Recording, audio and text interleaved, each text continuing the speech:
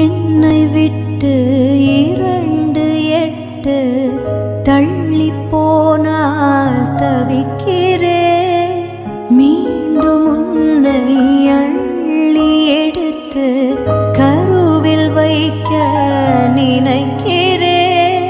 போகும் பாதை நீளம், கூரையாய் நீளவானம்.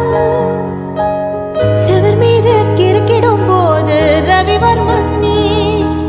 பசி என்றால் தாயிடம் தேடும் மானிட மர்மம் நீ.